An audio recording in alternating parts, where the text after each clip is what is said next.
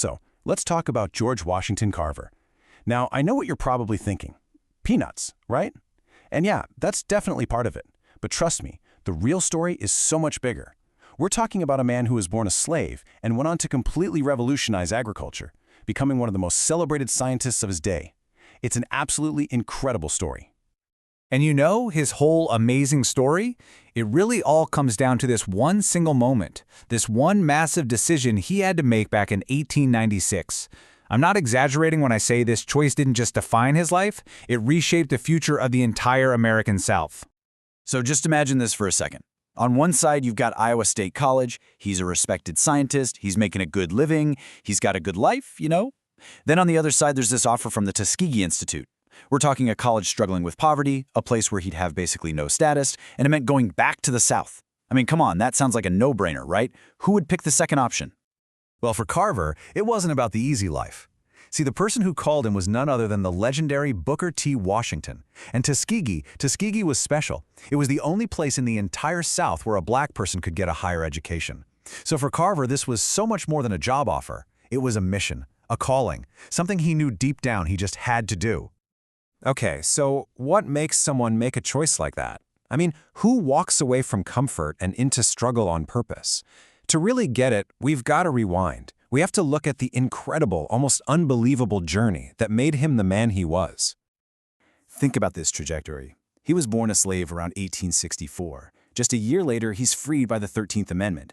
But for the next couple of decades, it was a constant fight, just struggling to get the schooling that so many people took for granted. And yet, by 1892, he has a Master of Science degree. The ground he covered in under 30 years, it's just mind-blowing. In his childhood, man, it was just brutal. When he was just a baby, he and his mother were stolen by night raiders. His mom was sold off. He never saw her again. He was eventually tracked down, and the price to get him back was a horse. A single horse. Let that sink in. But even after a childhood like that, facing poverty and just huge racial barriers, his thirst for knowledge was absolutely unstoppable. He just wouldn't quit. And finally, at 25 years old, he shatters a barrier. He becomes the first ever black student at Simpson College in Iowa. And that, right there, was the breakthrough that opened the door to everything that came next. Okay, so now you see the man behind the decision. It makes a little more sense why he'd go to Tuskegee, right? But when he gets there, he finds out the problem is way bigger than just a struggling school. He's staring down a full-blown agricultural disaster that's basically choking the life out of the entire South. Here's what was happening. For generations, farmers in the South had been planting pretty much just two things, cotton and tobacco, over and over and over again. And these crops, they're hungry. They just sucked all the life, all the good stuff, right out of the soil. The land was exhausted, it was barren, the earth itself was basically dying. So what does Carver do? His solution was brilliant because it was so simple and yet so powerful. It's called crop rotation.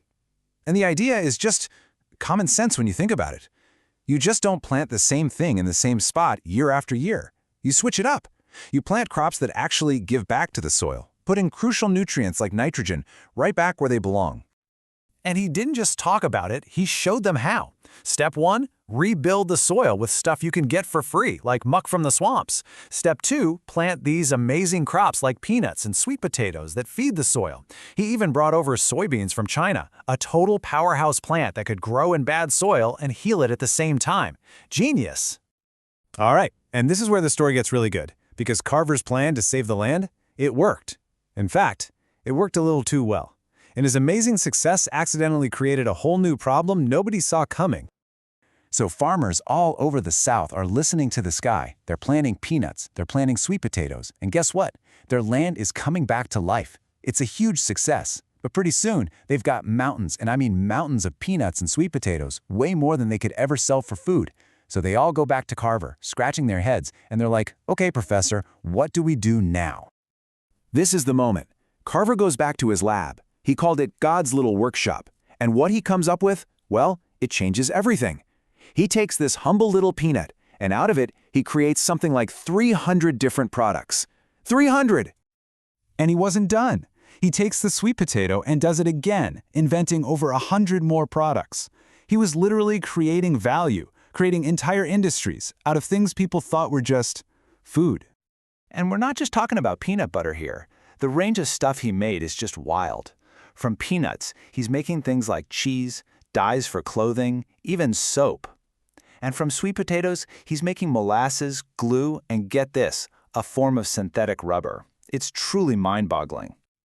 This, right here, was his real magic. He completely changed how people thought about farming.